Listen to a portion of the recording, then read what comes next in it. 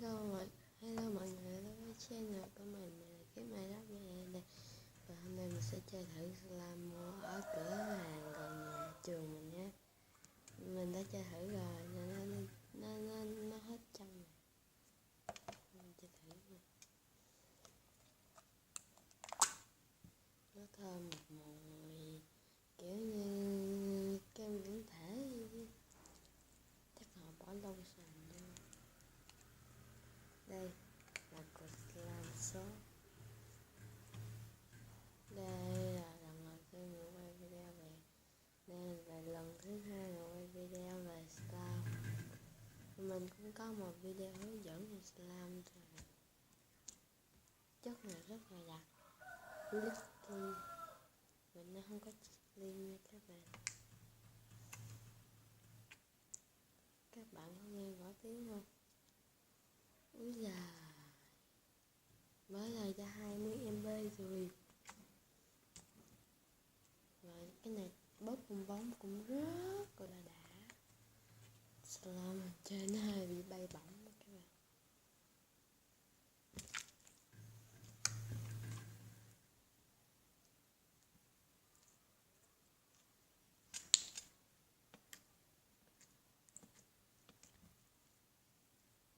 Mình mua thử nhà sách rồi. Mình cũng thể chơi thử chút bơ. Mình chơi cái đó mình nghĩ là mình super tay. Nếu các bạn thường chơi hãng slime của trường chơi slime của hãng này, các bạn hãy bình luận cho mình biết nha. Cái này mình không có bán đâu nha, tại vì mình không biết giao hàng giao hàng trên trên bưu điện. Lâu quá mình không coi video nên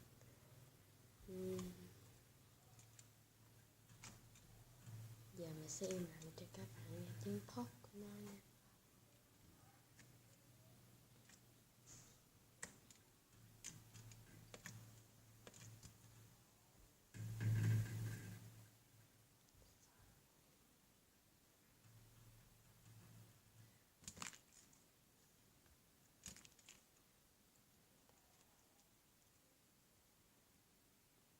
Khá là đặc.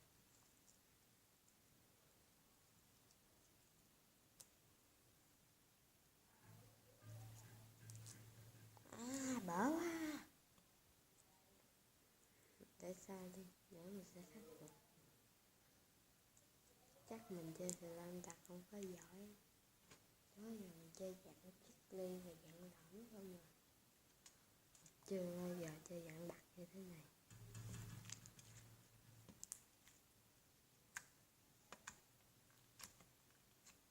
Cái slime này hơi nhỏ nên mình chơi chỉ chọc được như đây thôi.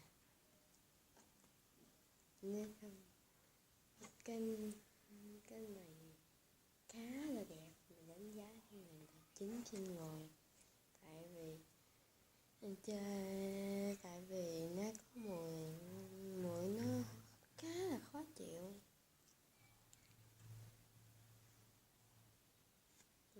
Rồi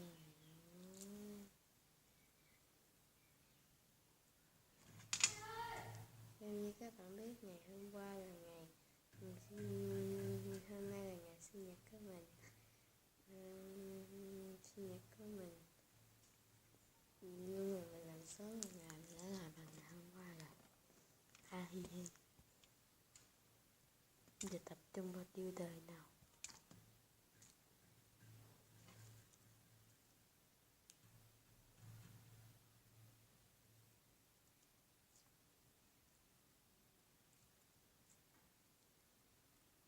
Mình khó khăn không có chuẩn bị góc quay gì để về video cho các bạn.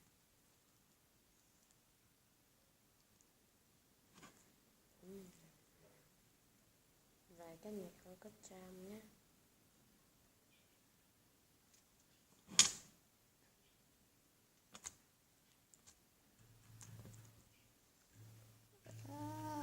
Cái hộp xốp này hình như nó bị bay màu các bạn. Khi mình chơi mình thấy xốp rất là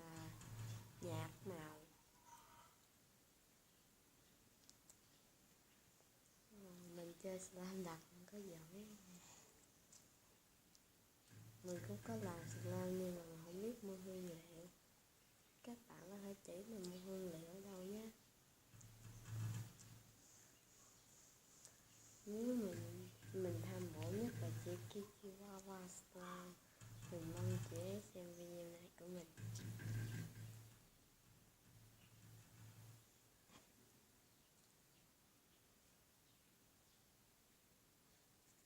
Khi mình tạo bông hoa không có đẹp thì mong các bạn thông cảm cho mình nhé.